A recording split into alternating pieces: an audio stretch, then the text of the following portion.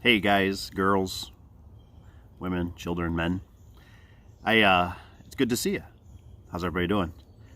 Hope everybody's been doing okay with this craziness of this year.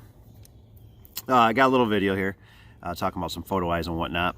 But I was talking a while back ago about doing like a giveaway, and so I'm out looking at this. I'm out looking at this beautiful morning. I mean, it's a beautiful morning right now. The sun's shining. It's beautiful. And I wanted to try this kind of as an experiment because, well, how do I say this? I want to do a giveaway, but I think what I'm going to do is I'm going to give away my knife that I use. It's a little bit, it ain't brand new anymore, but it's this guy. And I really enjoy this guy a lot. I think this is the second, maybe third I've owned of the Milwaukee. But it's got, you know, a little wear and tear on it. It's not that it's a bad knife by any means. I mean, it still opens up, locks. It's got the little button on the side. Still even got the clip. You can see a little bit of wear from where it rocks back and forth in your pocket. And what I really like about this knife is that I like that it's actually got the holster to hold a few. So when you're doing weather seal and you scrape it and you wreck it or break it off or use it for a little chisel or whatever you gotta do, you got some backups. And that's what I really like about it. And it's just a nice overall knife. I'm kind of into old power saws, chainsaws, and I like the old ones. I like the character of them. I like the patina. So I thought maybe this would be something you'd be interested in. Not trying to be a cheapskate or anything. I just thought it'd be kind of cool that you could get to have the knife that I carried around. So I'm going to give this away at the end. Well, yeah. All you got to do is just comment. I'm going to randomly pick you. And I just normally get an email from you so I can get your address and whatnot, and I send it out to you. You know what? I'm not even going to make it then. I'm going to make it at the beginning. I'm just going to do it at the beginning. Enjoy the rest of the video. It's just about photo eyes. Anyways, get to it, would you? I'm going to enjoy the sun while it's still here. See you guys. Take care.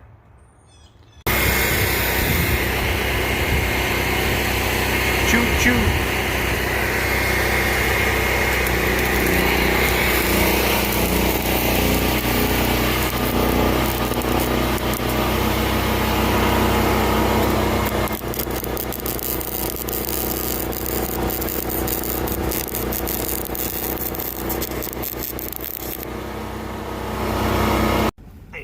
To jump in here for a quick second to explain what we were doing there at that job. We were actually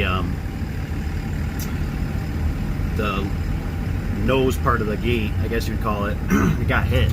So a moving company hit the pole. That's why we were welding it. Otherwise we were going to dig it out, but we didn't know how much cement was underneath there to pull it out and make a big heave on the asphalt.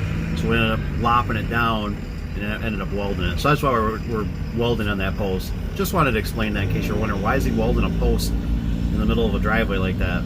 It's for the gate to go into, and the photo I got damaged in the meanwhile. So anyways, continue on. Thanks for watching.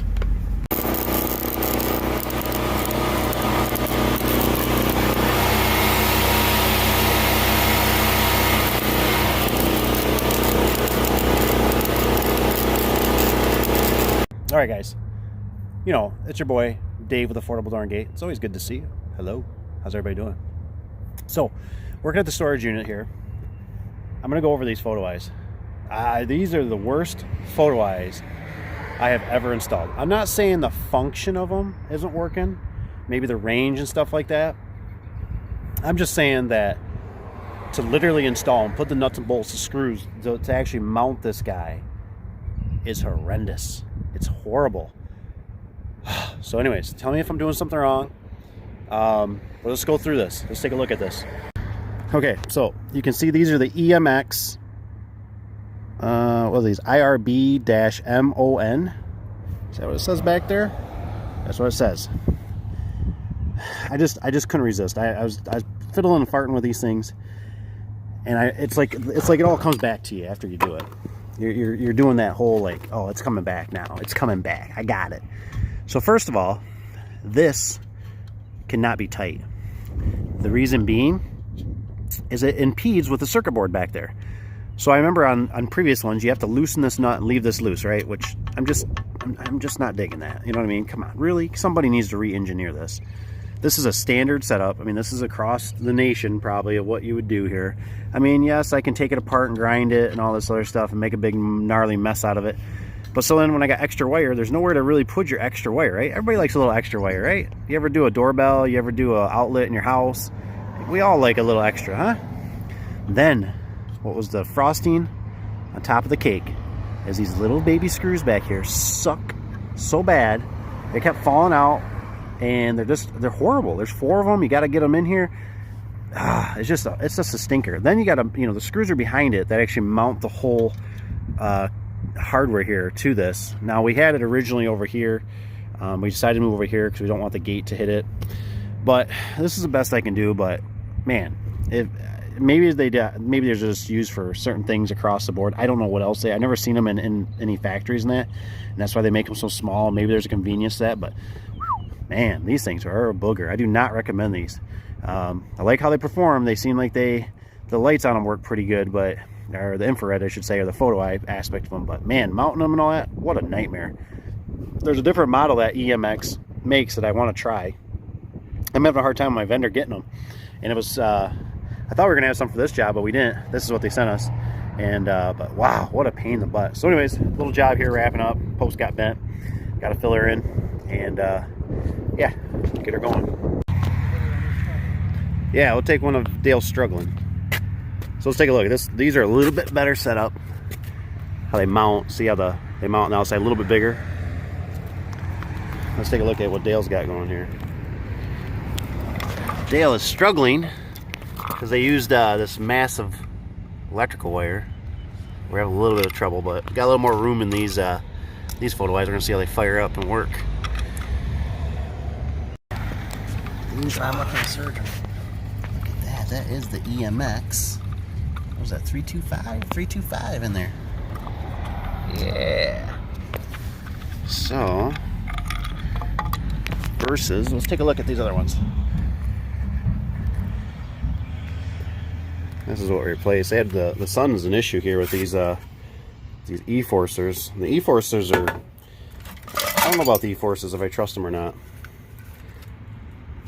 They got these pivots on them, spring-loaded, adjustable. They worked and did the job, but they don't feel that rugged.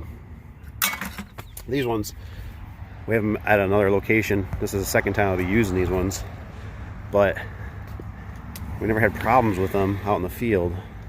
I do like the case on them, that it's got the cover on it to help shield it from the snow and the rain and all that.